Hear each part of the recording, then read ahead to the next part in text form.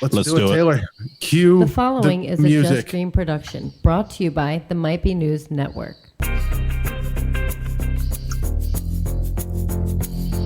Woo!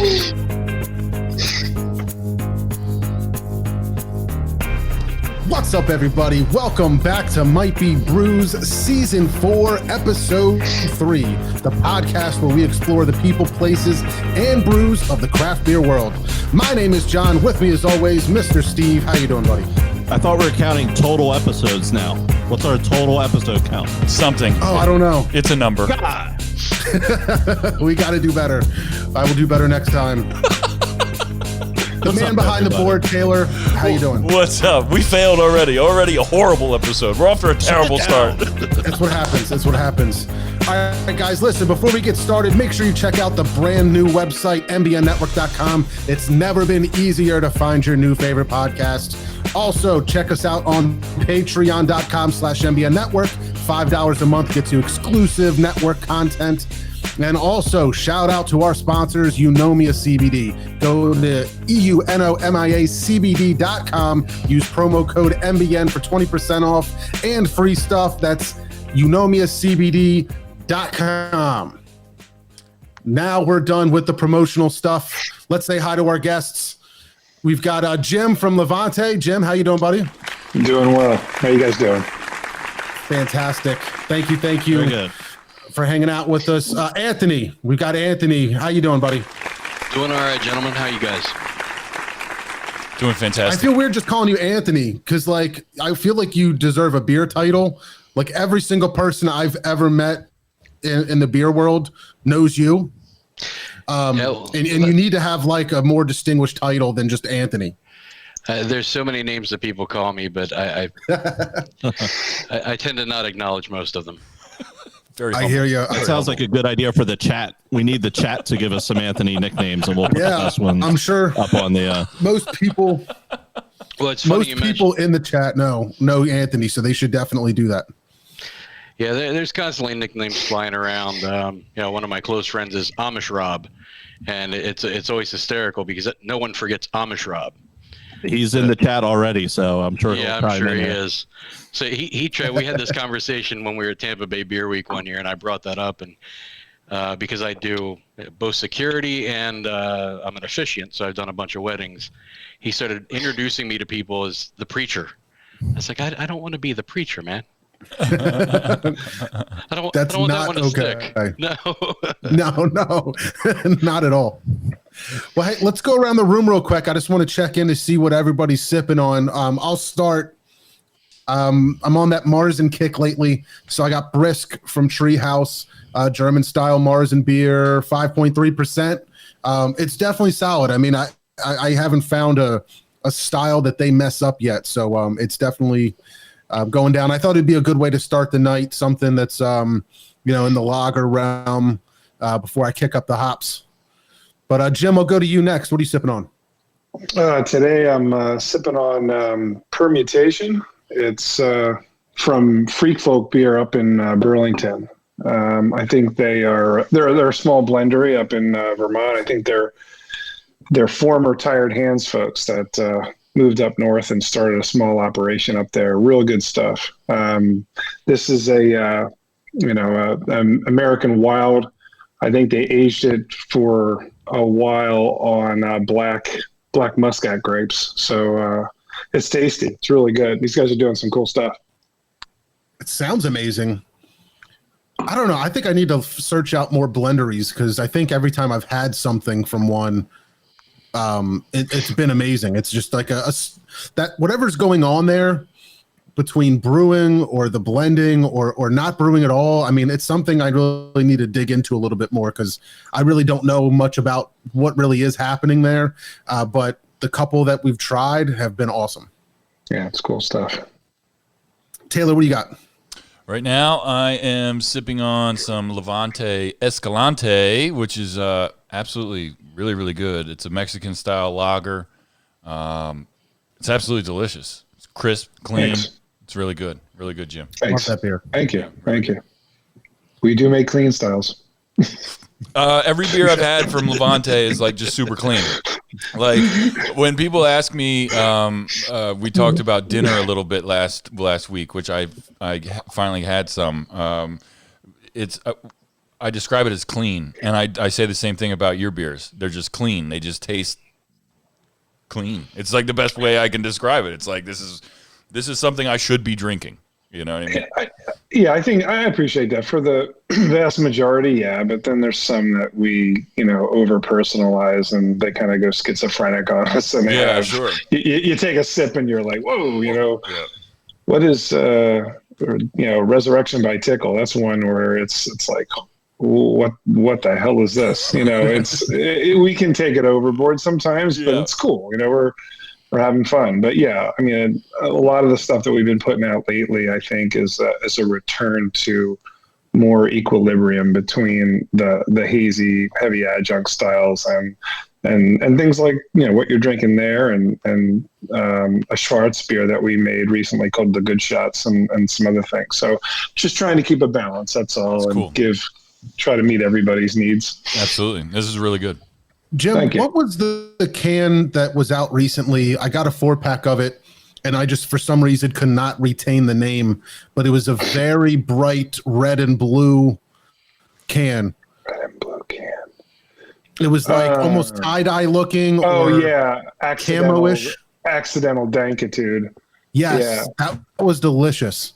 Yeah. Oh, it's very cool. I drank that 4-pack before I had a chance to take a picture of it. Nice. I mean, it just went down so quick, but and then I couldn't remember the name of it. But yeah, I really liked that one a lot. Mr. Steve, what are you sipping on down there? I'm sipping on the same beer that Taylor is, because I brought it to Taylor. He didn't thank me. He did in person, but I did thank you in person, not on the show. You didn't thank me on the show. You're correct. That's correct. And I'm drinking it out of my 2016 anniversary hot party glass that I still got floating around here. So thank you. I'm proper, as the kids say. Oh, look at that! 2 of them. Nice. 17. Nice. And then Mr. Anthony, I still wish I had another name for you. Every time I say Anthony, it just bothers me, so I need another name. Anthony, what are you sipping on, buddy? So considering that this year and this week has been pretty rough, to say the least, I went back to a better time of 2018 with Cycles Thursday, because it's Thursday, which is a nice barrel-aged Imperial Stout with barrel-aged coffee in it. Wow. Oh, wow. And I'm drinking that out of my my child glass here. I don't know if you can see that with the reflection. Yes. Oh, that's dope. Nice. So I just want to give everybody a heads up. If you're watching, we are going to take a deep dive probably into Star Wars later on this episode. Anthony loved the shirt, loved the glass, but I have to ask you right off the bat, do you get offended by people using the term Baby Yoda? No. I mean, I think it's kind of silly to call him the child, but Baby Yoda I heard. fits. I agree. I just thought I heard off the bat that like Favreau and everybody was calling it the child, and they started to like kind of get upset. Like, why are they calling it Baby Yoda? It's like, not Baby Yoda. It's the child. They wanted the child to take off. They probably had all this merchandising and all this stuff set up, and then another name took off. Well, I think the problem is kind of the same one that you talked about with me. Like, you just have a problem just calling me Anthony. I think the public has a problem just calling it the child. So we gave it another identity. It's so unpersonal, the child. It's not cute. It's not cute at all. Right. Baby Yoda is screaming it's that cute. object over there that we're responsible for. Yeah. All right, Amish Rob. Shout out Amish Rob. Great guy. I always run into you guys together, I feel like, most times. If I run into one of you, the other one shows up shortly after. And Fish is sipping on NyQuil. What up, Fish? Hope you're feeling better. Sip harder, Fish, bro. All right, so to start, Jim, I kind of wanted to chat with you a little bit. There was some exciting news this week from Levante that you guys were going to be opening up your other location, the Stables, again. Why don't you tell us a little bit about that? For the third time. Yes, exactly. Yeah, there are a bunch of reasons why it's taken so long, but, business reasons, staffing reasons, things like that. We were And the reason why it's taken so long is we're really trying to look for the right person to come in and lead our retail operations. And that's a gentleman named Marty West, formerly of Tired Hands. I think he was with him for quite a while. And Marty joined us several months ago and is leading all fronts, on all locations, and kind of recasting our experience, so to speak. So it's taken some time to bring him up to speed, indoctrinate him, and also allow him to pick the staff and get those folks online. I get it if there's a critique like, hey, good job, you waited to open a beer garden right before winter time. I get it. We'll take the heat for that, but it was really timing. And this weekend's going to be pretty nice, I think, with high 60s, maybe potentially low 70s weather. So it should be fun. It should be fun. And the other thing is really trying to figure out how to manage it in all the COVID context and constraints. And it really wouldn't have made much sense to open it at 25% capacity. But now that it's a little bit larger, we've found ways to leverage the majority of the property and keep people socially distanced and make sure that we're following the right CDC guidelines and everything that everyone else has been doing. We think it's just time. We're excited about it. It's going to be a killer weekend, and I just hope people can come out and just enjoy themselves on the property because it's beautiful, and it's a shame that it started up in February, and it was just perfect, and all the work that we had done and investment we had made to really improve the property, and now we're going to get a chance to expose everybody to that again, and we're really excited about it. Give us a little idea of what we can expect there. Like if I bring the wife this weekend, are we going to be inside? Are we going to be outside? Is it a little bit of both? Or we got food going on? What's our experience going to be like if we head up this weekend? Absolutely. Yeah. I mean, it's a little bit of both. So there's obviously indoor seating, and if you had been there, you had visited earlier this year, you could see that there's pretty large room in the front for a decent sized capacity, even with the restrictions. Plus, there's room in the back, so it has a kind of a front and a back room. Plus, that paved area in front of the stable doors, that's going to be open for seating. And then the lawn property actually will have tents, personalized tents that people can occupy. We're doing 90-minute time frames. We think that's fair. Will that always be necessary? Probably no, but I think with people coming back to it and it being kind of novel and everything, we just want to make sure that we're being fair and equitable to everybody. And so it's first come, first serve. We're not doing any reservations. If you show up and there's nowhere to sit, just be patient. We take your cell phone number. You can take off in your car. We'll text you when it's your turn. But again, we're just trying to keep it fair for everybody and hope that it's not too much of an inconvenience if there's some heavy traffic on one of those days. But we think we have a good system. Well, that's good. Yeah, I'd like to think that maybe there's a little bit of benefit or a silver lining to opening when you did, because I felt bad for so many businesses that were struggling to keep up with the changes and everything that was happening when COVID was first, spreading and all the rules were changing and what you had to do, and nobody really knew what to do. Some places just closed their doors, and now that you've had time and everybody kind of understands and is a lot more comfortable with what it's like to dine out these days, and what you need to do, bring your mask, wear it to your seat. If you're getting up, put your mask on, the capacity things. Hopefully we've all learned so much that it'll make this launch a bit more smoother and everybody knows what to expect. Agreed. I mean, we've had some time to observe things and kind of leverage the science and the data from around the country and around the world to just go, okay, well, what are some safe protocols? What are common sense things that, as long as we keep people a certain distance, people wear masks, I get it. If it's an inconvenience, but I think it's a small inconvenience to be able to come back to some level of normalcy. And I was at East Branch today, up on the deck, and it was nice. It was a great experience. It's outdoors. I think it'll be a similar thing where it will feel safe. With the indoor experience, we'll manage that differently, and there's cleaning protocols and sanitation protocols, and all of our employees get. We check their temperature coming in. We check them going out. So all those trappings and necessities that you have to do right now in the COVID age until we eventually get through all this. But I think it's going to be a safe experience. I'm thankful for the weather, because if it was raining and super cold, I don't think it would have the draw that we're starting to see. I think people are getting excited, and they've waited long enough for this.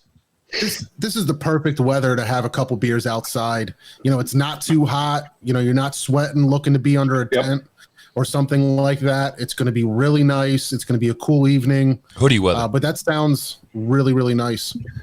Yeah, I would just advise people that if you're coming later, bring a bunch of blankets. You can bring your own chairs. You can bring your own blankets if you're using the lawn.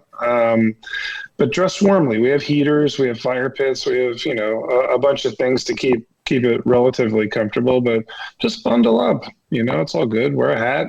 It's fall. That's what we do, right? For sure. That's right. It's hoodie season. Yes, hoodie season. So Yes. Is there anything else new and exciting happening? I mean, I'm sure there's always things with the brewery in the works, but any new releases or anything else you want to talk about? There's always something new, always a new release. A lot of the newer stuff that we're doing now is coming out of the pilot system, small batch brewing. And that's because we have a lot of new people in the brew house, some new talent that's come in from a variety of different places, and they're bringing ideas, or they're bringing things that maybe they weren't they weren't not necessarily allowed, but they weren't doing at their former places, and we're giving them an opportunity to experiment. And if those things kick off, then we'll scale it. One of them was the Schwarzbier that we did, recently, the good shots. And that's basically a product of our younger talent, our newer talent. We've had a bit of turnover this year. COVID's gone through and wrecked us a little bit. And then we had a lot of talent that just had opportunities to go elsewhere in the country, or to go back to a different profession, or to go be the head brewer at Rubber Soul. This is what you want. You want your talent to be able to blossom and go other places, and you don't want to lose them, but you also don't want to hold them back. So. A lot of new faces doing new things. So we feel like we're going through, another stage of our development, and it's been cool, and it's been great to see these guys get back to some creative energy in the brew house again. That's awesome. Our barrel program is firing up again too. So we're hopeful to release what we're calling Levante Cellar Works, and the first one should be out in Thanksgiving, and it's a Imperial latte stout that's been aging for 10 months on Hungarian oak in tequila barrels. So we're getting back to kind of the way that we were before COVID flipped us upside down for a while, like it did many businesses, I think. One of my favorite Levante beers that I had last year, I didn't have one recently, the Please Take One, your Imperial Stout with the peanut butter cups. Is that something that you just do for fall? Is that just a Halloween themed kind of release? Yeah. So I probably missed it then. Yeah, it's a Halloween inspired beer. Yeah. The label is awesome. It's going to change. We're going to bring the ABV down, and we're going to bring the peanut butter up a notch. It's just things that we observed over the last two renditions of it. We are always striving to make things better. And we had a chat about it actually at the beginning of this week, and said, look, we sometimes we get cagey with the adjuncts.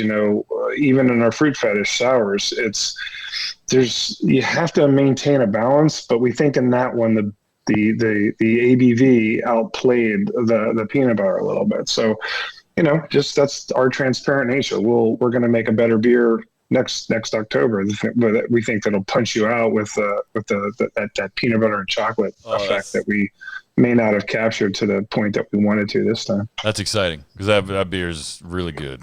Reese's is my favorite candy, so it's like I had to try it, and when I did, I was like, this is incredible. I would drink this every day.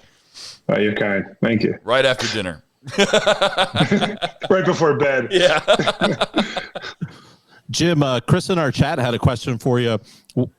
There it is. What is the next new edition for the Tickle Part series? So should we run the tickles here? We have tiny, regular, extra, death, resurrection, and resurrection.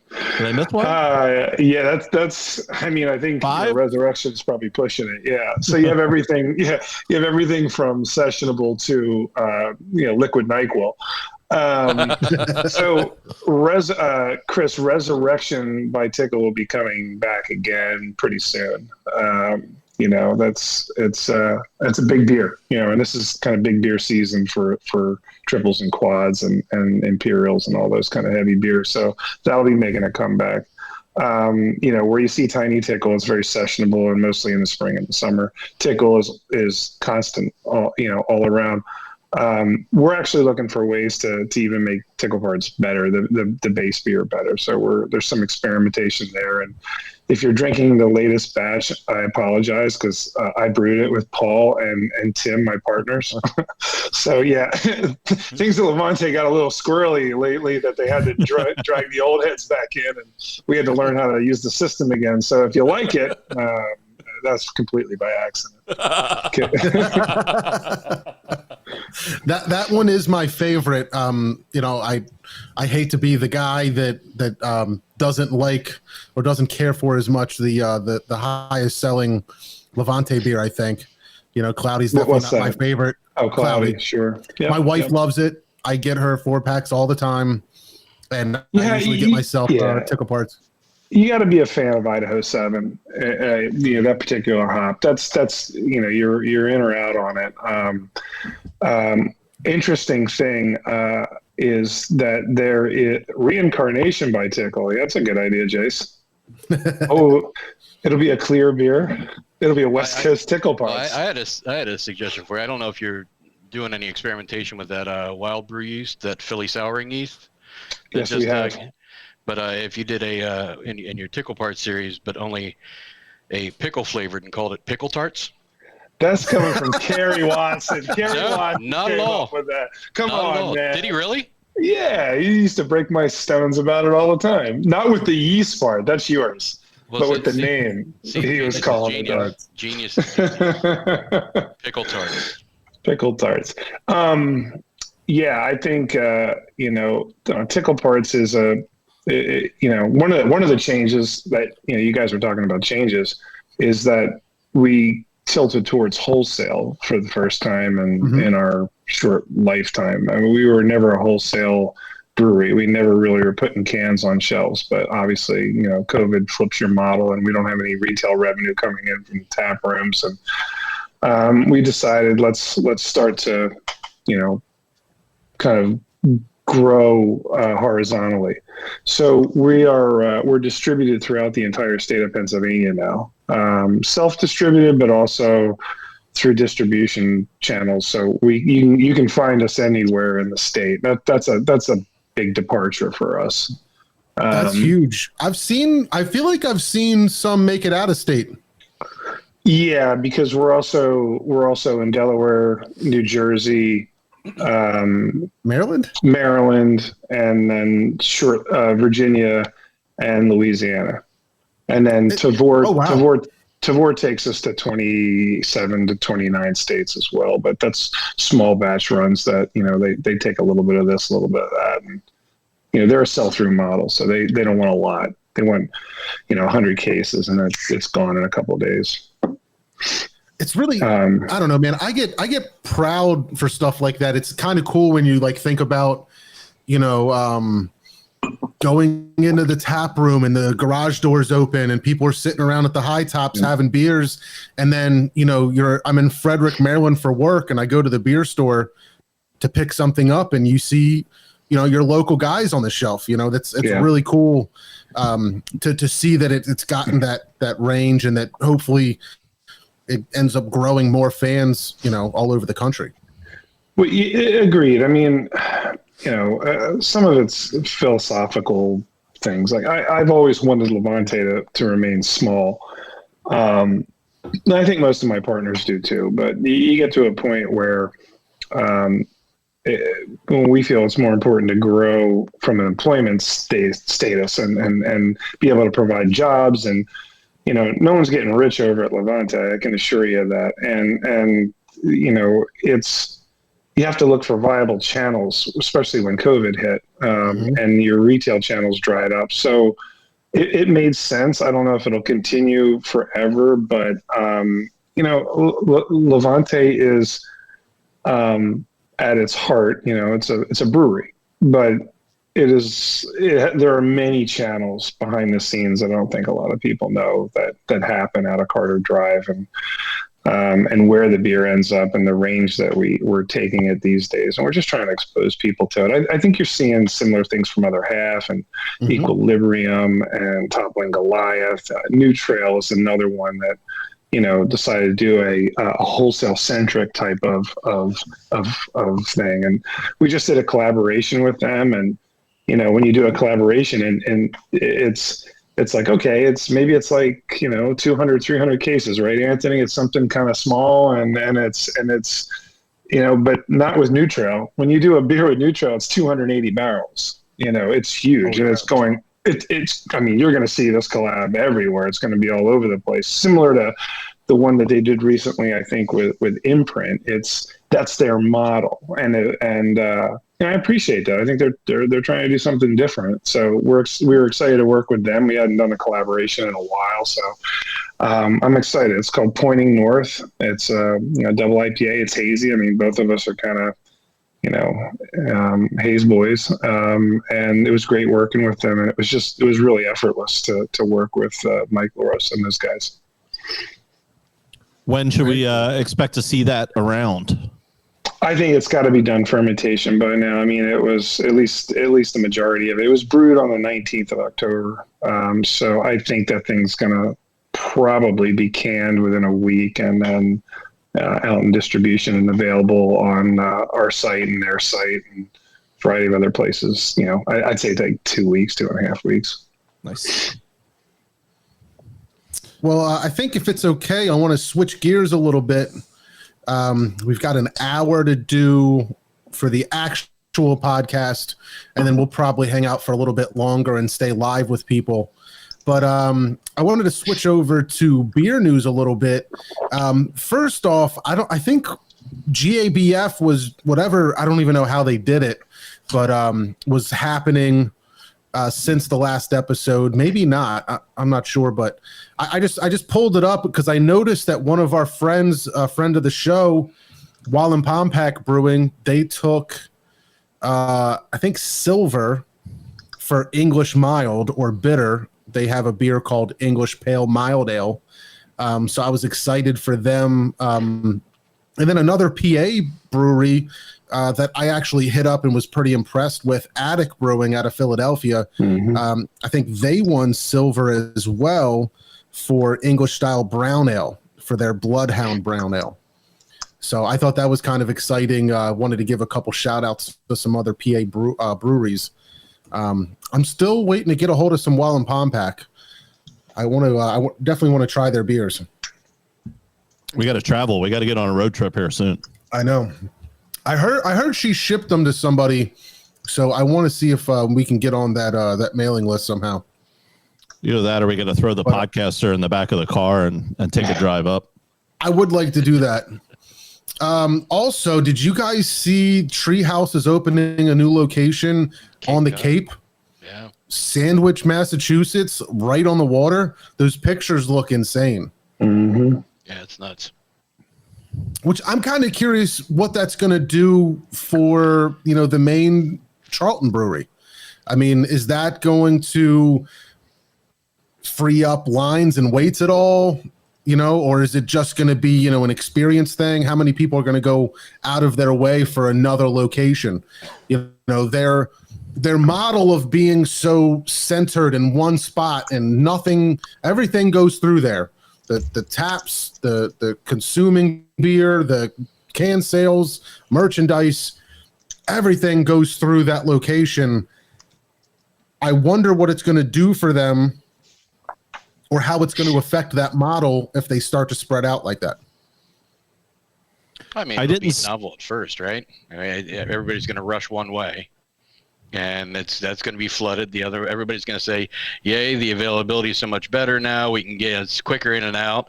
And then I think it's going to level out to closer to your location. Then it might be some, road day trip thing. We'll go here and then we'll go there. I didn't see any of the pictures or anything. Is it just is it brewery? Are they brewing there? I don't know. I can't tell. It looks like I saw a couple people post it. It used to be maybe some kind of restaurant. So maybe there's going to be a food thing going on. I'm not really sure. And I'm so unfamiliar with Massachusetts. Like, you could tell me it's 45 minutes away, or you could tell me it's 7 hours away, and I would have no idea. Like, how far is it from the main spot? So it's south. So if Boston's here, or I don't know, this is all going to be backwards and reverse, but if you can imagine maybe where Boston is on the map, is Boston you or is Boston Taylor? All right. I don't know. Imagine Jim is Boston. Jim is Boston. I'm over here in Charlton, the main location, and you are the Cape. I'm the Cape. Where? Southeast. Am I 45 minutes from you? Am I 2 hours from you? No, you're probably talking 2.5 hours at least, I would think, from the main location. Okay. If I had to guess. The Cape is beautiful. I've been there a couple of times doing work stuff, actually. I've got a customer out there that I go visit every so often. It just seems like it takes so much longer to get in and out of Massachusetts when you go to the Cape. What does that make Anthony? Well, where is Anthony? Foxborough. Let me tell you something. Connecticut, yeah. I went to New Haven. Like, is he some Luke Pepe's pizza? Mystic. I'm over in Mystic. Mystic guy? Okay. Where is Foxborough compared to all this? Because let me tell you something. I went to the blank spot right below Jim. I went to a Patriots game one time, and it's like if the Eagles played in Honeybrook. I don't understand how it works. Foxborough is in the middle of nothing. All there is a bunch of tire sales places around there, like garages and stuff, and then boom, here's Foxborough. I don't understand. Gillette. Well, I think because when they built that, I mean, who wanted to go see the Patriots? I mean, dear God. Imagine that. It's like a little town. It's like a little city in the middle of nothing. This stadium, it's huge. Yeah. But I want to give one other shout out. We had a recent guest, Marcus Baskerville from Weathered Souls Brewing down in Texas. He has been elected to be on the Brewers Association's board of directors. So I saw that recently. He's been behind the Black is Beautiful campaign. We've seen the Black is Beautiful beers all over the country.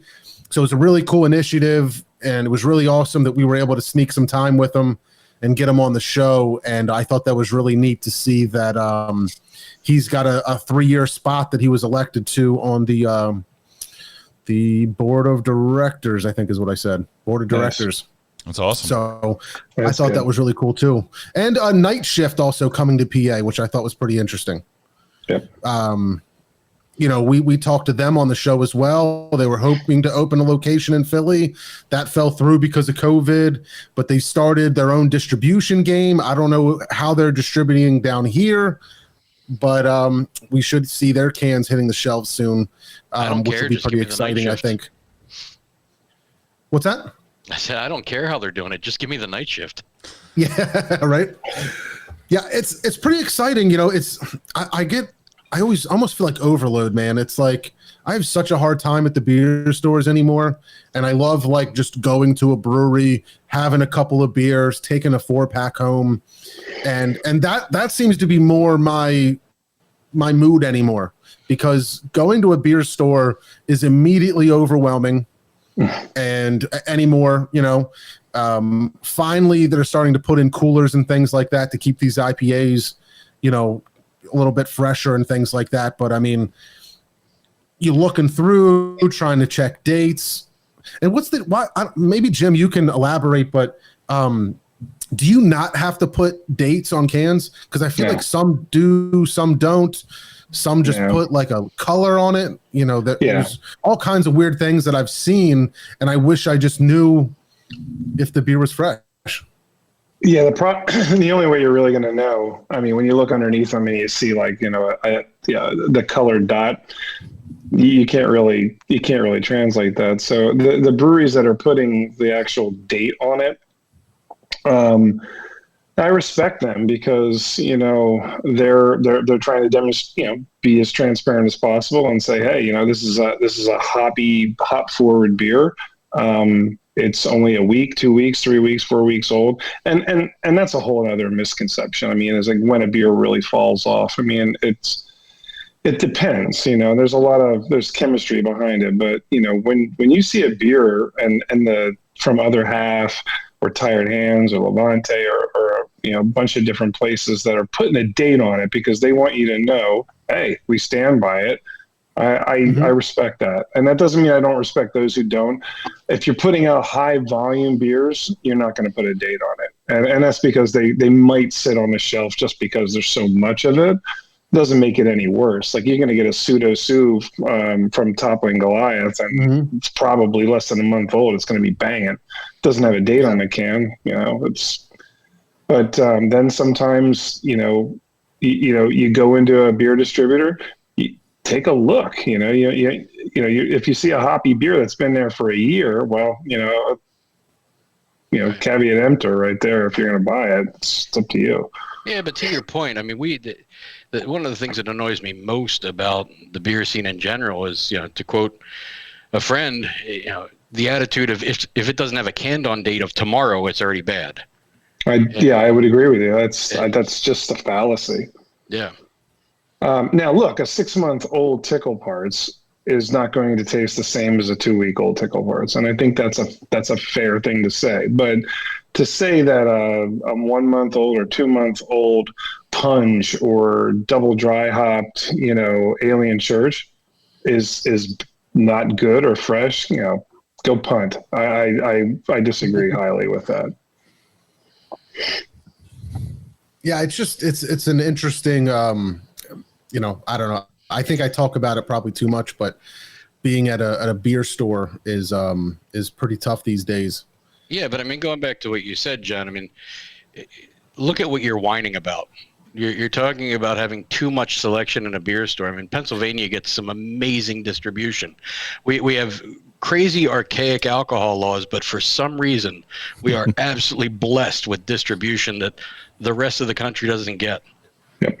And that's, you're right. And that's changed. That's changed, in the last, just a few years. Anthony's totally right. And again, not getting into the politics of things because I know that not everyone's a fan of the current administration for one reason or another. They're never going to get it all right. But the last 5 years for craft beer and for craft distilleries and winemakers in Pennsylvania has been incredible because we can sell each other's products.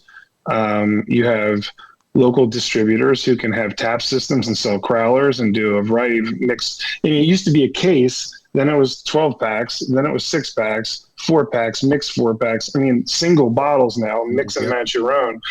This is what Anthony's talking about. These are incredible.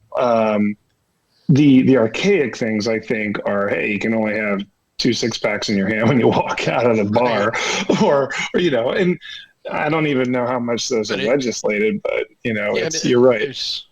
And we're blessed in a lot of ways. I mean, I still remember, having a company site down in Nashville and going to Yazoo and trying to drink Sioux. And because of the way the laws were in Nashville, they couldn't pour their own beer. I had to go 2 blocks down to what they called the high gravity bar to be able to drink the beer from 2 blocks away. So that kind of stuff is just nuts. I think I remember that when I was in Nashville. I went to a bar and I was like, what do you have for like craft beer and IPAs? And they're like, if you want anything heavy, you got to go to that bar because Right. we can't pour it here. We only have. I was like, what? And I want to say that only changed a couple years ago. It did. Yeah. There was a time where Pennsylvania was in that subset of states was a laughing stock when you look at the alcohol rules and laws. But in comparison to Maryland and in Jersey and some of the things that craft breweries over there are subjected to, I'd much rather be in Pennsylvania. It's a shame, some of the things that they have, the hoops that they have to jump in. They can't have food. They can't do events. There's rules around food trucks, coming on their property, and they have to navigate a lot of things. That's why you really don't see a lot of food offerings in breweries in Jersey. It's just they don't. It depends. It depends on the county. It's tough. Well, I think what you brought up about PA having that, expanding that law to allow any alcohol, any wine, anything in PA. A prime example that I've remained friends with my middle school wrestling coach my entire life. And he's actually going on a venture and opening a brewery up in West Reading called Willow Creek Brewing. So it's hasn't opened his doors yet. He's trying to open it during COVID. There's a lot of challenges, but he's not trying to rule the world. He's not trying to be the next Tired Hands or anything. He just wants to have great brew pub, and he's absolutely leveraging that. He's going to have other guest taps from PA. He's going to kind of that California model where we have our own beer and then we have a lot of guest taps in addition to the liquor and the wine. So I like that PA has done that. I like that it opens a lot of doors for people like Willow Creek. Totally. Trouble's End is another example of a brewery that's just starting to make their own beer, but they've been open for months. And it's because they're slinging cans of our stuff and Human Robot and some other beers, and that's great. They can actually start getting in some revenue instead of just bleeding money to build the place and wait until they're up and running. And so Anthony's right. There's an economic value to that as well for a small startup. And it's only smart. The rising tide raises all ships. Is that the saying? Did I say that right? Yeah. And also, I don't know. That's profound. The tax revenue doesn't. Yeah. The tax revenue doesn't hurt either. Well, and that's the thing is that that's a situation where literally everyone wins.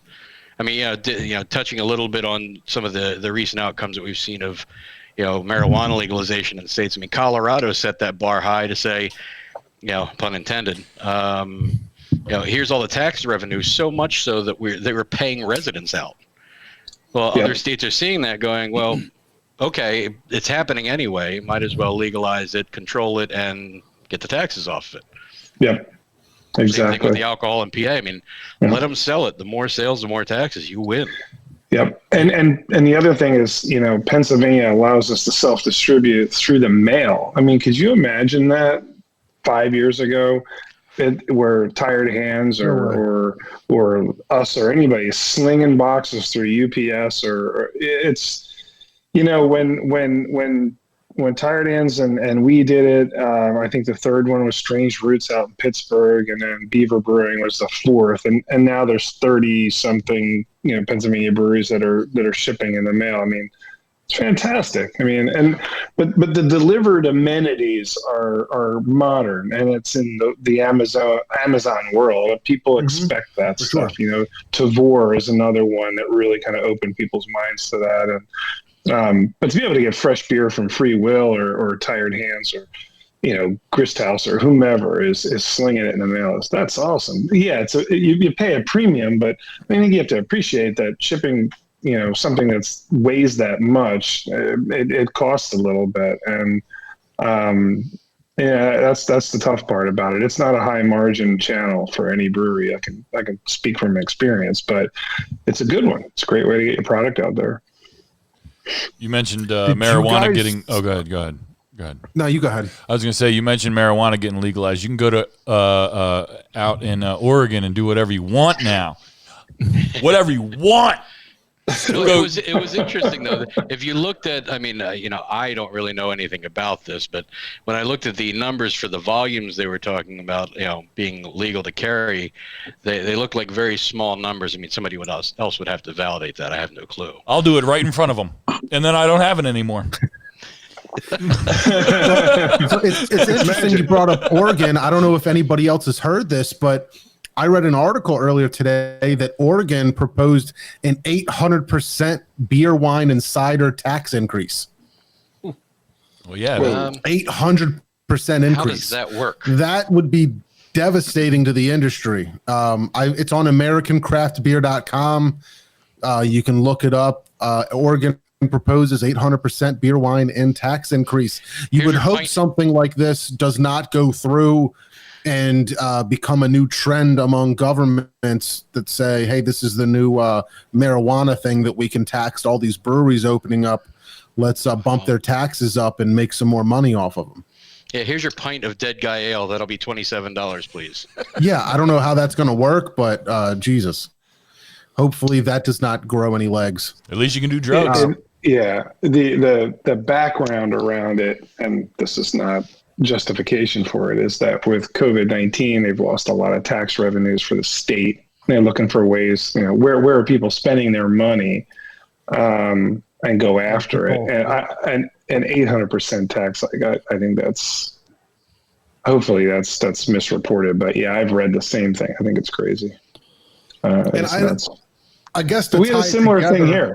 We had a similar thing here going last year, where the state was like, "Hey, we gave you all these different, we did a lot for you. Now we're going to go and we're going to increase the sales tax per pint coming out of a brewery." And the problem with that is, as a manufacturer, you're getting hit with an excise tax first of all already, and now you're going to get hit with a sales tax per pint.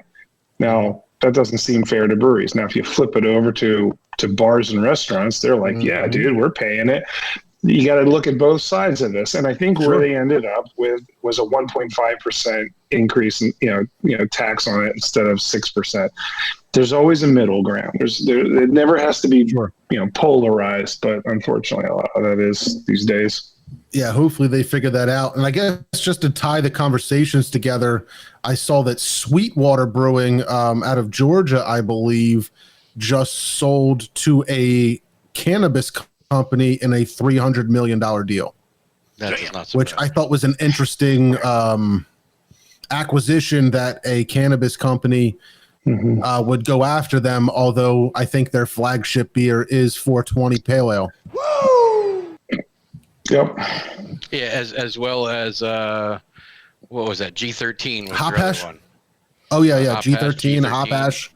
Yeah. I guess they are all pretty much marijuana themed, I guess. I'd be interested to try more of those. I had a couple just because, obviously, and I wasn't a fan.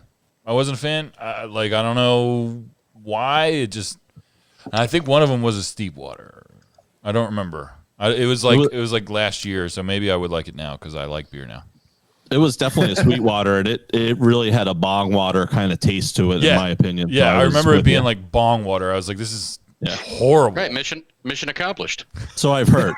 All right. All right. Are you guys ready to completely switch gears and move away from beer? I wish you could play the Imperial March or something, Taylor. Real quick, I just tied up. I just want to shout out Brothers Kirchner. I'm having this Johann, and it is fantastic as well. It's my second beer of the night, and it's is that how you say it, Johann? I don't think so. I think is it Johann? Yeah, it's Johann. Yeah. Good. Johann. I thought it was like Joanna or something. Usually I say things wrong, and I was laughing right. at you like I knew what I was talking about. I had no idea. Very good, guys. I just finished an Autumn from Treehouse. I actually drank that already while we were talking on the last one. American Double IPA, 8.2%. Whatever. It's okay. It's like Devin would say. Yeah, I'm debating between the 17 only void and the Walterus. So. Oh, that Walter is great. You're a little biased with that one, though, right? Well, Yeah. I mean, how could I not drink Of the beer course. that my buddies made for my sweet departed pup? Right Yeah, on, crack man. him. It's a good beer. Yeah, do you know Fett the do you know the Hazel story behind boy. that? Boba Fett So the is a story hazel. behind Walters was that I'm a huge Maibach fan, and I had been basically up Gene's ass for years, yelling at him, "You love lagers. Let's brew Maibach. Let's brew Maibach." And then finally in February, we were hanging out in the back of the general store, and we were doing shout out to the Monday Night Tasting Group. We were doing a little thing with him back there, and I brought it up again, and he's like, "You know what? Fuck it. I'm sick of hearing this. Let's brew the Maibach." So he texted Gov right then and there from East Branch, and he says, "Why don't the three of us brew Maibach?"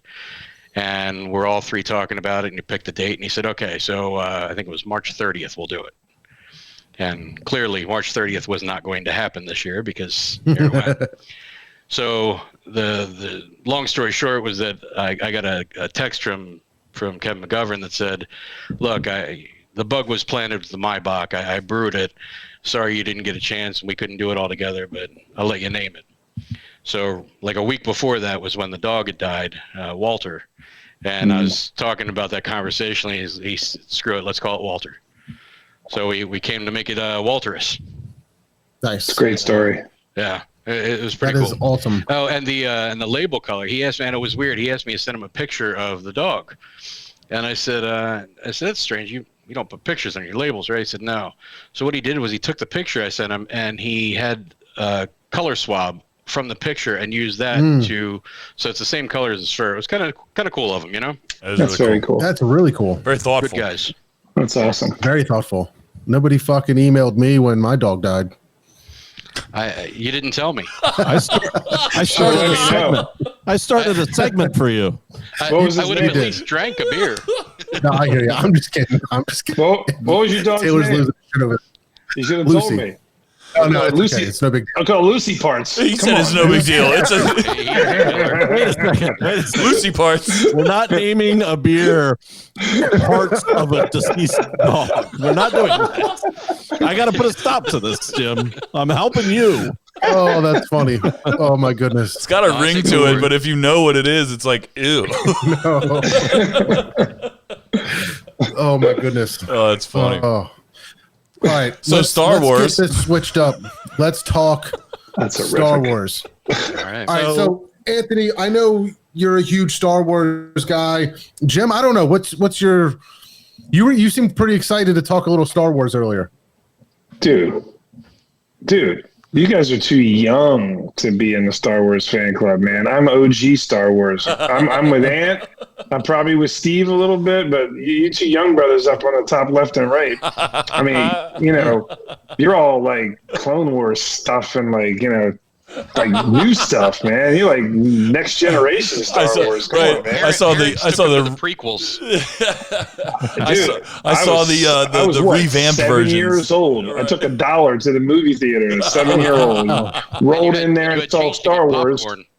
So yeah, exactly. Saw Star Wars, and I was like, "Oh my god!" And then 52 times later, Yeah, cost me right. $52 back then in 1978. That's what you pay to take your family to the movies now. Right. Absolutely, Just to huge see it Star Wars once. fan. I mean, just incredible. But probably not to Anthony, the level of Anthony, but definitely. Do you have a memory like that, Anthony? What are your childhood memories of Star Wars? I mean, it's been kind of the constant thread in my life since I was old enough to remember. I mean, I do vaguely remember. I'm not nearly as old as Jim. I believe I was about 2.5, 3 when it hit, but I do have I do remember I think it ran in theaters forever, and I remember my dad taking me. I don't remember much of watching it. But it was one of those things that it was always part of our life, and then as soon as Empire came out, then we're at the theater, and then back in the Jedi days, I think we're talking probably 83. And that was kind of the cool time when there were those shops in the mall that like you could get the custom printed T-shirt where they put the individual letters on and hot press it. Yep. And there's a picture of me that I have to embarrass my daughter with sometime. It's got a T-shirt that says Anthony, King of the Ewoks on it. I thought you didn't have a nickname. There we go. There it is. There you go. Nice, Steve. Nice. Ewok King. You But know, you get sometimes, into sometimes Yeah. when the sciatica acts up, I do kind of have that Ewok waddle to me, so I get that. There was a comment from Chris Fitzgerald about Mandalorian being amazing, and I think it really is. It's fantastic. Like there's the whole faith-based argument on what's the best Star Wars and all that stuff, and I'll say a movie and Anthony will be like, you're crazy or whatever. Like everyone says it's like Empire Strikes Back, and they were right for about 30 years, but something trumped it. And it's just one guy's opinion. But Rogue One was one of the best Star Wars movies. I won't say it's the best and get into that, but man, the acting, the special effects, the tie-ins, and the ending scene. The theater shit their pants when they saw that. And you should, because that was Darth Vader, not the George Lucas Darth Vader that's like, kind of like getting all soft and throwing the Emperor off the balcony. You're talking badass Darth Vader just carving up people. It was the most amazing ending of a movie. I still get chills from it. I mean, Anthony, I don't know what you're the expert. What did you think about Rogue One? Yeah, so I've kind of made the continuous statement that it's the greatest World War II movie set in space. Yes. Right. Okay. It really is. It's got movie. that feel to it. It took away what it did was it stripped away the mysticism and the playfulness of the Force, and it nodded to it. It was a constant mention, but it didn't. You didn't have a lot of Force pushing and all these fun theatrics to it. It was war. It was a fucking war. So they're doing their thing, and to your point, that ending, there is genius to it, but at the same time, it had to end that way. You were bridging a gap. You were bridging a gap between prequel and New Hope. You couldn't afford to have too much go on there, right? So you're taking everybody has to die essentially because who are you going to carry over? And who carried over was Vader. And I mean, it's probably not going to age very well, but that CGI rendering of Carrie Fisher just still gives me chills. Yeah, it was great. Yeah, I think if we look at that in 20 years, we're going to point and laugh. But now it's one of those things that was like, man, wow, yeah. And It was super. It was super. And Chris mentioned the prequels are painful to watch, and you're right. Like I am not a fan of George Lucas as a director. I'm a fan somewhat of a storyteller and perhaps, the creative nature of coming up with a whole franchise. But for me, I don't like cheesiness in movies, and I grew up with cheese, the cheesy Batman movies with Arnold Schwarzenegger in them, where then Chris Nolan took Batman Begins to a whole new level with Heath Ledger and all these, amazing. I want that type of give me a little realism in my movies, and that's what Rogue One brought to me. There was none of that tongue in cheek, none of that kind of comedic banter, none of the 1950s diner scene in the middle of a Star Wars movie. Like no Jar Jar Binks, no nonsense. It was just guttural. And there was an Australian actor that played what's his name, Riddick. That guy is incredible. His delivery, the cast that they chose for Rogue One, and then I'll get off the Rogue One soapbox. I just absolutely fell in love with that movie. What you're saying is absolutely true, but take a big, you and I are in IT. Take that 30,000-foot step back and look at it for what it is. It is bridging a gap, and it does stand completely alone, right? Yes. So it can do that. So when you're talking something that is serial. If we're going back to the prequels, which I'm not a huge fan of, but I'm not a huge fan of them for certain reasons, right? Yeah. So if you really look at the prequels for what they are, if we eliminate Jar Jar Binks and we eliminate Hayden Christensen and his horrible stiff acting, it's not a horrible story. But the problem is that what you have is George Lucas giving us the background for why there's a rebellion, why there's an empire, and it really is a highly political thing. I get that, and I think that somebody else got that and went, George, you're going to lose every kid that wants to buy an action figure. You're right. You need to lighten this up somehow. Okay, well, let's give them the Jar Jar. Let's cheese it up a bit. Let's make the clones kind of idiot robots. So I think that they had to pepper in that slapstick, that cheese, to take away from the fact that you were building a highly political trilogy that you're going to lose the audience that you're going to leverage for the next 30 years. That's well said. It's absolutely crazy what Star Wars has done and the different steps that it's taken in so many different directions. The prequels, trash. The originals, obviously incredible. The new ones, pretty good. But then, like you're talking about Rogue One, when I describe Rogue One to people, I say it's the Saving Private Ryan of Star Wars. Right. Like it's one of the best, not just Star Wars movies, but it's a really great movie. Yep. And I feel like The Mandalorian is kind of taking that route, the more serious route. There's not a lot of jokes. There's not a lot of cute stuff. Obviously, except for the child. And that's brilliant marketing. That's brilliant marketing. Exactly. Brilliant. And they even took a hit on it. That character is unbelievable marketing, but it's also cool. It's really cool. But you're right. You're right. Well, look at what they did for The Mandalorian. This is all scientific. This is all well thought out. This is marketing 101, because what they did was they gave us The Mandalorian. This isn't Boba Fett. Right.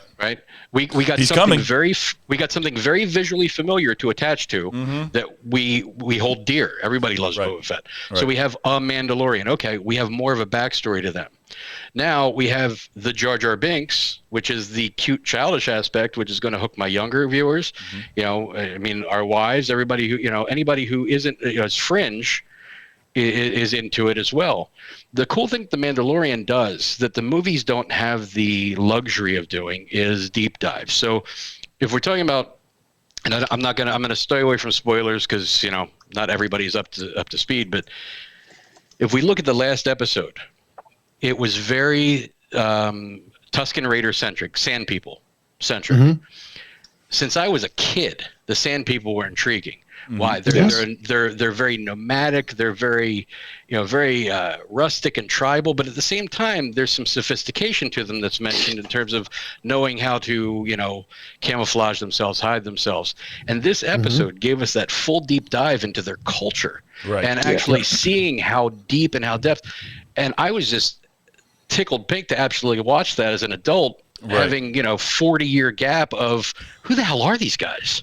Well, and Star Wars has the, I would assume that at times it's kind of a downside, a gift and a curse, but like it spans generations, right? So like it right now, like for example, I'm just going to shout this out. Star Wars, The Clone Wars, the show, the cartoon, the first season, corny as fuck. But then I just watched the final season, and it's one of the most gangster cartoons I've ever seen in my life. Like the way that it ended, the way that it tied everything together, and just flat out violent it was. And it was just like you could kind of feel the vibe that they're just like giving the generation that grew up with that show kind of a new, mature finish to it because they grew up with it, right? So like that's how the whole Star Wars franchise is to me. It's like they're trying to play to the older generation, but also bring in a new one. And I kind of feel like that's what they did too much with the newest trilogy. Certainly the last movie, I feel like they just like it was 1000% fan service where they could have just given like a little bit, I don't know, more in some aspects, but less in some. And like, I don't know, I wasn't a huge fan of the way that it ended. The Last Jedi was one of the worst movies I've ever seen. And let me just mention real quick, in my opinion, the most slept on Star Wars movie, Solo. That Han Solo movie was awesome, in my opinion. And I feel like the reason that people hated it is because it came right after that dumpster fire of The Last Jedi. And I feel like people were just like, I'm good. I don't even need to see this trash. I'd be willing to bet you that if they were able to manage, had Chris Pratt never played Star-Lord, and they were able to put Chris Pratt as Solo in Solo, that movie is a totally different watch. Yep. I agree. Yep. Dude, I was so excited when he met Chewie for the first time. Like, that was cool. That whole thing. But again, Solo suffers the same way that the prequels suffer, where I don't think that guy's a fantastic actor. Agreed. And Solo and Han Solo is such a pivotal character, such a core character that, is amazing. The job that was done with him, developing him over time. Oh, that looks good. The job that was done with him, developing him over time, and that Harrison Ford did with him, obviously he couldn't play it, but how do you cast that? Right. And I don't fault them for it, but at the same time, that wasn't the guy. Yeah. So here's another scene that I think the five of us will all just like reminisce and go, yeah, man, you're right. Is the Battle of Hoth in Empire Strikes Back. Mm-hmm. That is dope. That still has legs. Sure, you can see the stop animation type of stuff on the walkers, but the scene where they blow up the rebel base and all of the rebel troops are fleeing out of the trenches, and John Williams is bringing the score up. Man, that is just brilliant. Yeah, that's the scene. It's right where the Imperial troops have entered the base or whatever, and Han Solo goes, all right, we're getting out of here. It's time. And then they switch to that scene where everybody's running. Oh my God. Yeah. That is my favorite scene of that whole movie. So good. Yeah, I actually got the pleasure of seeing, about, was it 2 years ago, I think, John Williams came to Philadelphia and conducted the orchestra and did all the score on that. That's awesome. It was, cool. I mean, you want to talk about chills and tears. Yeah. There was no bravado to it. I mean, I can't imagine. Yeah. Just the, how intense that would be. It's like seeing the Beatles. Those notes and that intensity and that, live aspect of it is I can't imagine. Well, what was really special about it was that, I've said a million times, and, anybody who's talked to me for 5 minutes about Star Wars probably heard it, that, I've been an atheist most of my life, that this is about as close to religion as we get in our house.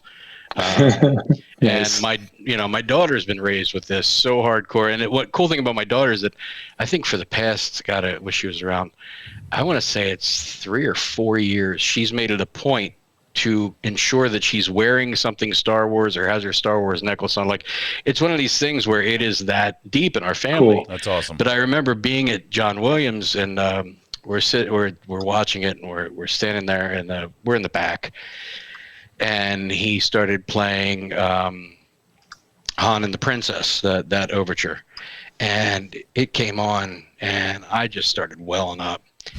And she looked up at me, and like a tear rolled, and she grabbed my hand, and like it was too much, right? Yeah. So then later that night, I was tucking her to bed. I said, "Did you have a good time?" She said, "Yeah." She goes, I don't think I've ever seen you cry before."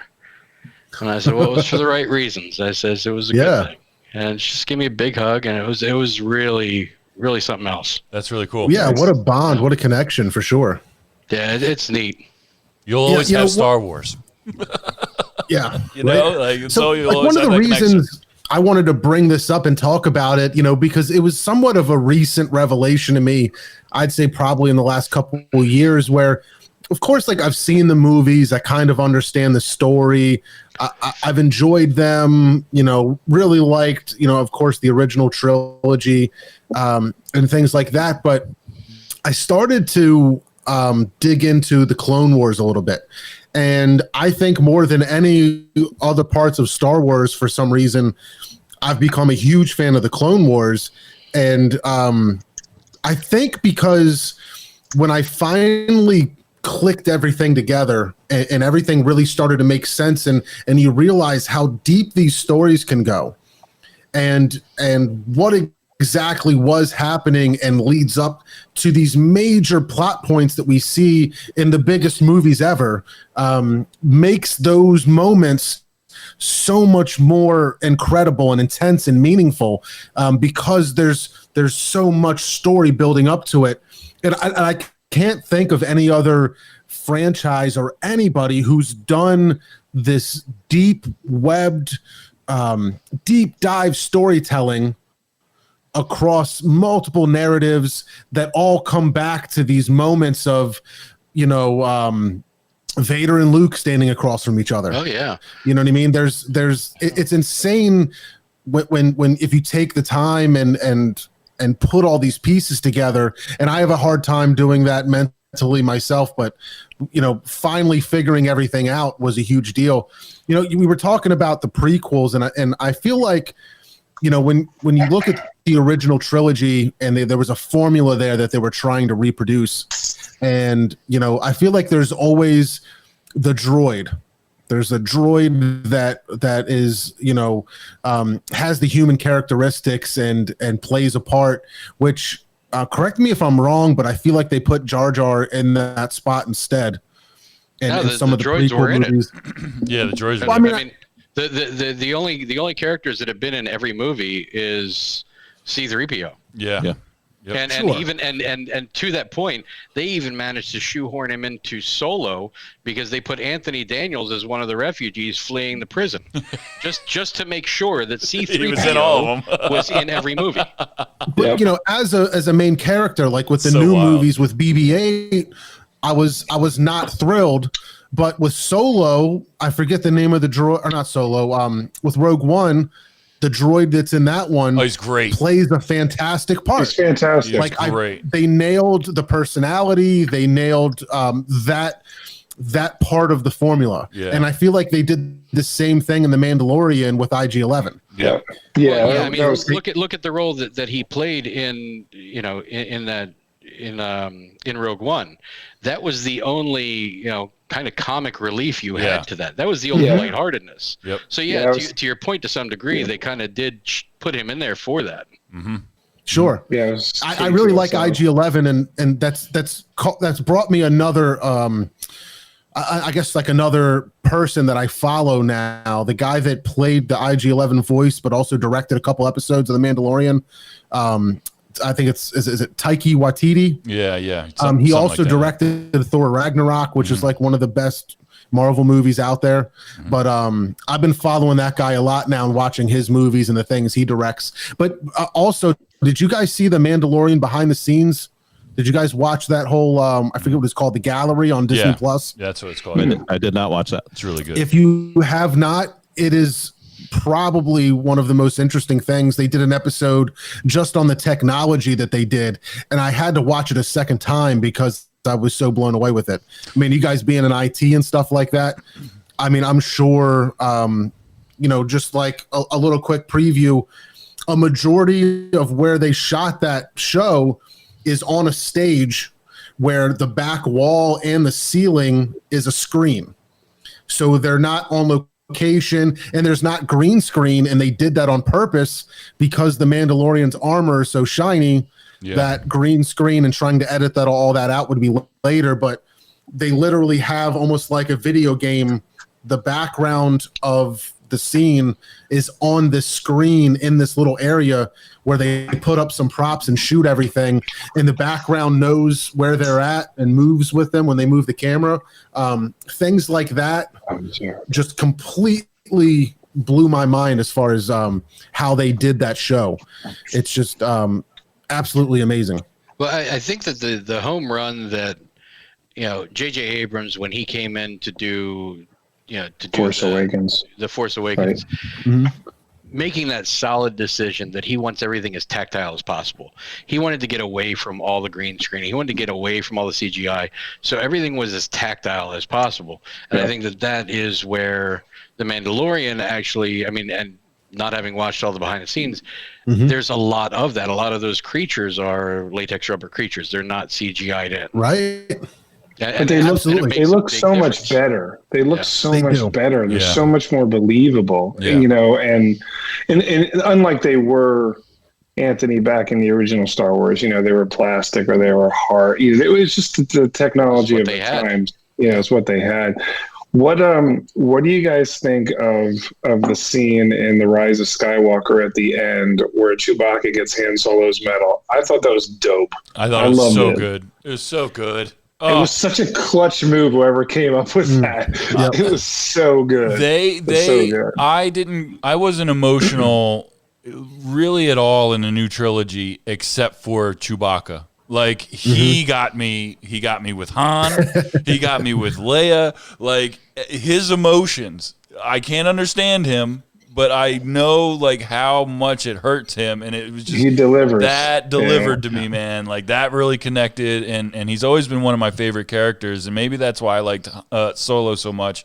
But because it kind of dove into his story a little bit more as well. It wasn't just about Han; it was like also about Chewie. But like. One thing that I want to say real quick is that we keep talking a little bit about the cartoons, the Clone Wars, and we didn't mention Rebels. Also a very corny show for the most part. It's very childish. It's for kids. It's all good. But there are some very, very awesome fucking gangster parts in it. I mean, like there's some deep storyline in there. Shit. So like one thing about the cartoons and it, I was kind of new to it. I started watching it when I got Disney Plus and all that. But when you're getting into it and you watch the end of Clone Wars, which, like I said, was one of the most amazing endings to a show I've ever seen, just because of about Order 66, about how all the Jedis get wiped out, about all that stuff, and to see it get played out in a different way from a different character's perspective, one who actually, spoiler alert, survives, it's like you're part of this exclusive club that knows about something that not everybody else knows, because everybody else is watching the movies and they'd have no idea that Anakin had a Padawan. They have no idea that he was training somebody on the side because they don't even mention her, much less show her in the movies, right? So like you're watching it and you're like, well, this is amazing. Then you get to Rebels and you see them fight each other for the first time and it's like, oh my God! Yes. And you're trying to talk to people about it, and they're like, "I never watched that fucking cartoon. What do you think? What do you fucking mean?" I'm like, "Oh my God, you have to watch it." But let's go back to something you said. So, you made a point earlier, and you kind of tagged up on it again about the sequels. Mm-hmm. I think that it's looking at it through the right prism, right? Mm-hmm. So my daughter is 15 and a half. So for the past few years, I've been raising somebody who was very into Star Wars her whole life. And then what she had was the same moment that, we kind of had as adults when the prequels came out, like, holy shit, there's more Star Wars. Yeah. And it hit, and she's a teen, she's like, a preteen, she's going, holy shit, there's more Star Wars. Yeah. So, if you really, and people argue that, Force Awakens is, just a reboot kind of thing. Well, this is our kids' version of growing up with it. So yeah. I mean, Luke Skywalker, those are our guys. Right. And then they got this whole new set of Finn and Poe and Rey, and I don't dislike them, but that is definitely something that she's, that's her version of growing up with. Agreed. This. Yeah. Agreed. So when you get down to that last, when you get to the last episode, and you're saying you don't like how it ended, I'm going to challenge that in so many ways, because how the fuck do you put a bow on 47 years? Yeah, right. It's impossible. Sure. So how do you put a bow on that and make anyone happy, right? Right. So to Jim's point, giving Chewbacca a medal, that's been a point of contention since the 80s. Yep. That's been one of those things that, like, where's Chewbacca's goddamn medal? Right. Yep. Right. He did more than anybody. Is it because he got fur? Yep, it was killer. It was killer. It was so good. I mean, it was little things like that where, yes, there was absolute fan service, but kiss my ass. Oh no! Yeah, don't get me and wrong. you had to wrap a story around. Right. You had Yeah. to wrap a story around losing Carrie Fisher in the Right. middle of production on the movie prior. And how are you going to do that? Now we have to use pieces of Force Awakens and wrap them into the last episode. And I think they did it really cleverly. Yeah. You know, I think that Daisy Ridley delivers. I think the acting is phenomenal in it. You know, and you talked about the impressions this makes on younger generations. And my daughter's 6 years old, and she went for Halloween. She was Rey. I mean, you know that. Yeah. That's awesome. I was like, Yeah. that's it, man. I'm doing something right around. Yeah, right. You know, Well, don't get me wrong. and- I didn't hate the last movie. I just like I wasn't attacking. no. I know, but let me just explain because it does sound like I hated it. Like, but I wish that they did something a little bit different with Rey's parents or her relationship to the whole thing. I was disappointed. Like, I know it would have been telegraphed from a mile away that Luke would have been her dad or Leia or somebody. You know what I mean? I know that would have been too predictable, but I felt like the way that they did it was too rushed. I felt like Snoke was meaningless in the whole grand scheme of the thing. I get it. Yeah, And, you know, I can see that. I just felt like I understand that Star Wars does the whole opening credits where it explains what happened since the last time you went to go see the movies. But like, to me, the way that Palpatine was brought in, it was too big of a deal for it to just be done in a scrolling title sequence. Like, it should have been building up, in my opinion, throughout the new trilogy, at least. Even if it was unbeknownst to the other characters, I feel like we should have been in on that secret. Because But I think- you're right.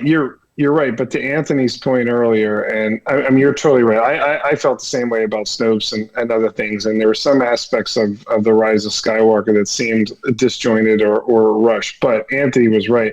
How do you take 40-something years? It's 10 pounds of shit in an 8-pound bag. Yeah, and it's they were impossible. They were like, all right, you know, whatever we need to provide some level of contextual, right. joining and mudding this thing together. But I think you got to give him credit for doing. Oh, yeah. I don't think there was a way out of it. It's I think kind of they did like pretty good. It's go ahead. just real quickly. I think your other avenue, and it wouldn't have worked, was to do what they did in Lord of the Rings. They're like, man, this fucking book is this thick, so let's make 3 films of it, and they get away with that. And The Hobbit gets 2 films for one story. It's in a way that they could have done it that way, but I definitely see both sides of it. That was a tough. I mean, the tough runtime job. was already 2.5 hours. Right. Yep. And it was jam packed. Like, And at the end of 2.5 hours, I was like, wait, that's it? right. Yeah. What happens to I Finn? think- That's what I was I like. think they Where did Finn go? struggle- What happened to him? I think they struggle with trying to like make a movie that makes everybody happy, but also can be on its own standalone. Yep. You know what I mean? It's so expansive. I mean, one of the things you brought up earlier, you're talking about being blown away by, how much depth there is of the cartoons.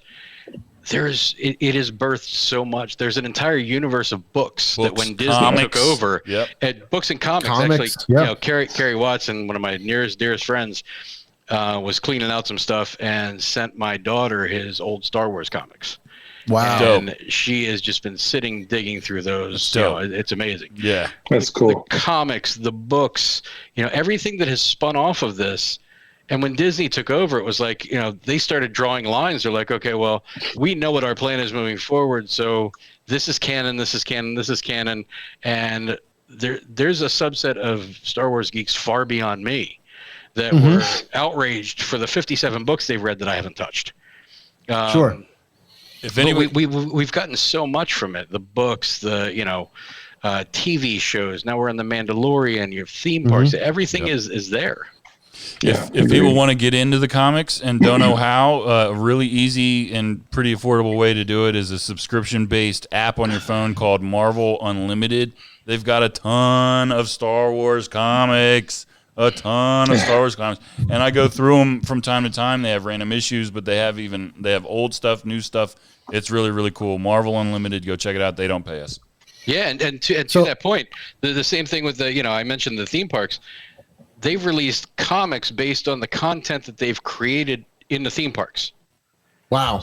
Yeah, so there are entire comic stories based on the theme parks,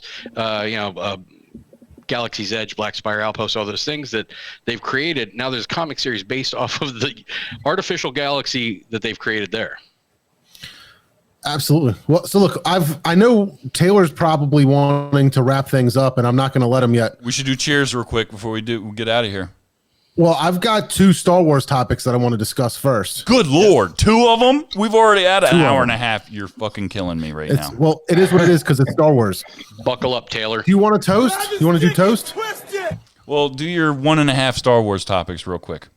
All right. So there's 2 topics I want to talk to you guys about. Think about them both. I really want to dive into what everybody's favorite villain is from Star Wars. So we'll get into that in a second. But first of all, what I wanted to talk about, which has some more relevance with the newer material that's out right now, is the Dark Saber. And seeing the Dark Saber at the end of the last episode of first season of The Mandalorian was a big deal to me because I had just started really getting into that side of the Clone Wars and where that Dark Saber has been and how important it is to Mandalorians in general. So, if it's okay, quick, I'll try to give like a little bit of background, but it's one of my favorite things about The Mandalorian right now, and I can't wait to see where it goes. But if you don't know about the Dark Saber, Moff Gideon dug his way out of the TIE fighter at the end of that episode with the Dark Saber, which is that black, really cool looking lightsaber. And the first Mandalorian Jedi was actually the one that created and made this Dark Saber. So it belongs, honestly, to the Mandalorians. I want to say that. Go ahead. It was Tara Vizsla. It was the first Mandalorian ever inducted into the Jedi Order. Sure. So I think he passed away, and they store this thing in like the Jedi temple. Sure. No, you're absolutely right. I know you have the name right, the Vizsla, because so he Dark dies. Saber of Mandalore. Yeah, Sure. They put the Dark Saber away. Vizsla, the Dark Saber. Sure. And then I'm with you. I got you. Yeah. So I mean, everything I'm about to say, but they put it in the Jedi temple. Who finds it? I forget who finds it, but somebody finds it, takes takes it out of the temple. I don't know if it was pre-Vizsla. I think it was pre-Vizsla. Finds it and takes it back. So he's one of the Vizsla family. And then he fights Darth Maul with it. And Darth Maul beats him and takes it. Then he's got it for a while. And then he fights somebody. I think it was Darth Sidious. And then he loses it. And then the girl finds it. Ahsoka? What is her name? Ahsoka? Not Ahsoka. It's one of the girl Mandalorians. The girl with her. I forget her name. But she's supposed to be in Mandalorian. Yeah, I think she is. Sabine. Yeah, it's Sabine. Sabine Wren finds it. She wields it for a while. She actually works with the Jedi to learn how to use it. And then the Mandalorians are doing this like big battle. And she gives it to this other lady and was like, you should be, I think her name's Bo-Katan, something like that. Mm-hmm. And they give her the Dark Saber because she kind of led the battle. And she was like, you should be the ruler of the Mandalorians. They give it to her. But anyway, long story short is it's got a long history that's been through a lot of hands. And to see it come back in The Mandalorian, knowing that it is that close to our Mandalorian, is really exciting. And I'm really curious to see what happens because of it. Dude, I am so thrilled for the second season of The Mandalorian. Some of the casting things that they've already announced, they're bringing Ahsoka into it. They're bringing, the characters that were with her in her journey.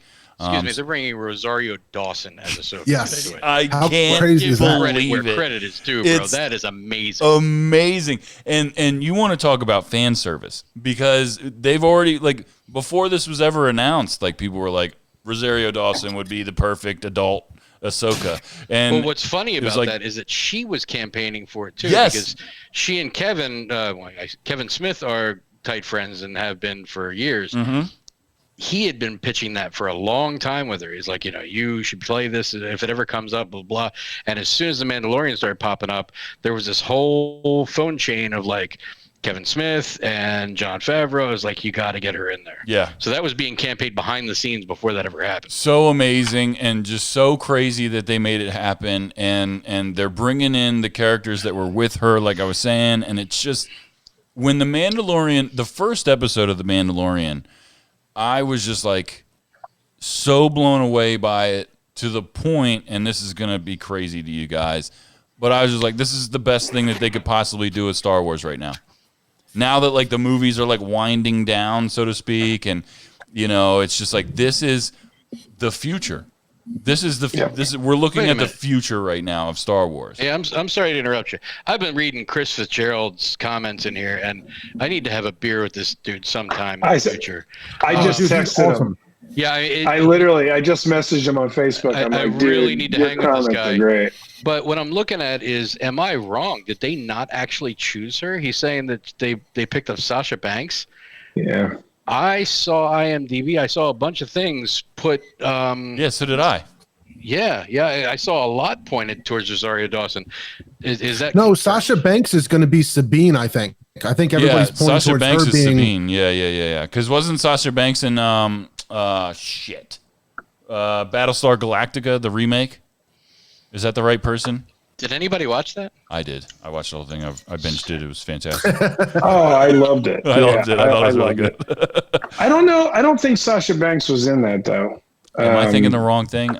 I'm trying to remember, but I'm just really excited about it. I mean, the first episode of the new season was really good. The ending was great. The little special teaser at the end was just amazing as well. I can't wait. And the new episode comes out the same day as the show. So yeah, I just checked, and it does show that Disney Plus officially confirmed Rosario Dawson in the same breath that they confirmed Timothy Oliphant. yes, okay. Yeah. Which I thought he was great in the first episode of the second season. I was like, okay, that's cool. No, he played that character right. Yeah. I'm glad that they. It's great. We just like I said earlier, we got our nod to Boba. Mm-hmm. We saw his armor. The debate is over. Who knows? It's not him, but. Did you watch after the credits? Done. Did you continue watching after the credits? Sorry. You should watch. Oh yeah. Oh okay. Yeah. Okay. Oh yeah. Okay. Because I mean, there's someone we don't know who that is. To me, it could be one of two people. To me, it could be it's either. Well, all right. We're gonna go into it. Spoiler alert. We're gonna. You're talking about the end of Mandalorian, right? Yeah. Spoiler alert. Spoiler alert. It's the end of the episode anyway. So, but the at the end, it's one of two people. It's either Boba Fett or it's no. It's either Boba Fett or it's what's the guy's name that's with Ahsoka? Would be like 1,000,000 years old. What's the guy that's with Ahsoka? Bob? Not as. Oh, the clone. Yeah, the clone that's with her. Shit, what's his name? It's either him or her. Or it's either Boba Fett or that guy. You think it's got to be Boba? Because he's there where he's on the same planet where his armor is. Yeah. So. But he's gonna let some mook walk around with his armor. He's that mad. would be. He's got to be mad. But who knows? More faith. That's what I'm excited to hear. We know so much of the story now, and so much of the backstory of all of these characters to now see what's happened. How did the Dark Saber get here? Why did Boba Fett lose his armor? Why does this guy have his armor? All of this backstory is going to happen and unfold, and it's exciting that they can continue to turn this content out time after time and expand on these characters and these stories that we already love so much. Chris, stop it. Can I be the wet blanket? What's up? I don't like that they're going the Boba Fett route. I don't think they are. They are. I really don't believe it. I believe even just his armor being there, I don't like. No, I love that. Give me the tip of the hat and keep on going. I loved so much that it was this whole new world that we haven't explored yet. Yeah, they had the Cantina guys, they had Tatooine. We're seeing the Dark Saber and stuff, but I like that it wasn't going back to the original trilogy. We just had a whole episode of the Tusken Raiders and talked about it for 20 minutes. We weren't I don't mean to going fight into you on it, but I just wish it would have been just keep it fresh. No, keep the nods coming, and that's something You got to do that. I think it's too heavy of a nod. I don't. I love and I bet. I mean, I want to let it play out. I'm going to let it play out. well, sure. Anthony, I'm going to bet you a beer that Boba Fett is in the next 1 or 2 episodes. Boba Fett that's it? himself. Cellar beer. Boba Fett himself. Yeah, no. I think that's too much. All scarred up and fucked up. I think guaranteed. I think the little nods that we get are perfect. And I'll go back to the theme parks about that. There are so many little Easter eggs throughout Galaxy's Edge that a true fan is going to walk through and be like, holy shit, holy shit, holy shit, holy shit.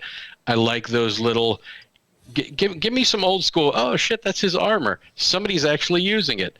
Oh, now a Mandalorian has it again. I don't need to see Boba again. Throw me another droid in the background that rolls by that nobody mentions. Just give me those little nods and keep it going. Sure. You just touched on it though. Mandalorian has his armor. Boba Fett's coming back. It's a done deal. He's not just gonna give it back, I'm sure. He's just gonna be like, "Oh, yo, dude, the here." soundboard doesn't make you right. I beg to differ. I can see what I think the crowd appreciates what I'm saying. They're clapping for me. I think they think I'm right.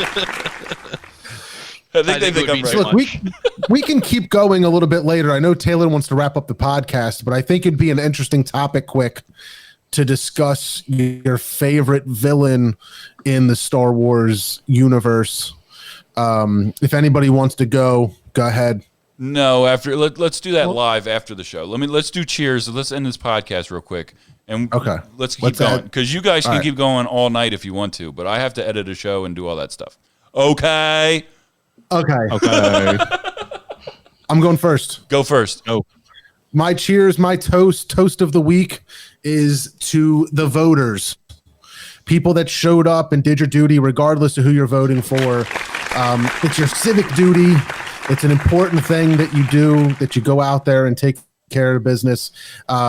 You're doing what you're supposed to do. There's countries that don't have that privilege, that have lifetime, premiers, prime ministers, whatever you want to call it. But shout out to everybody that went out and did their duty.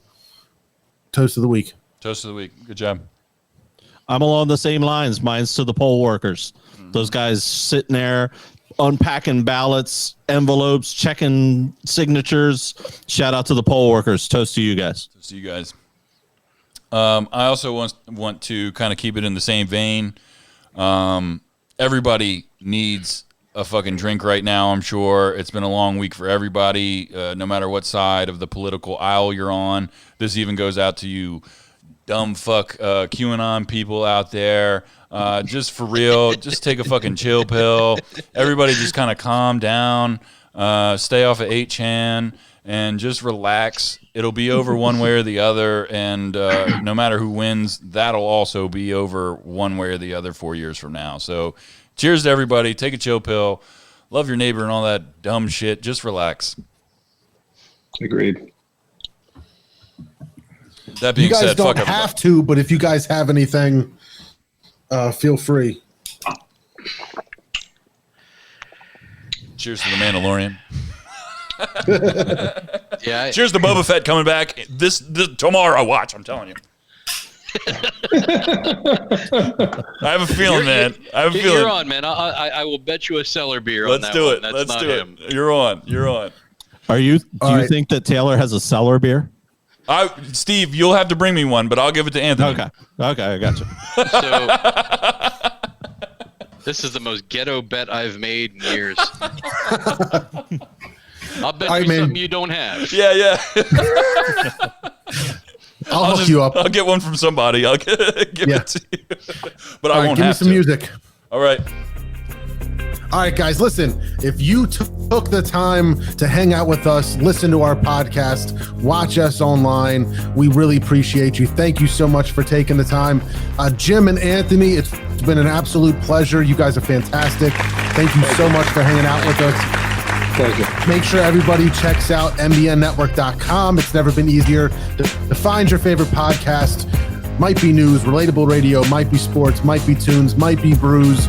All of the shows you could ever want.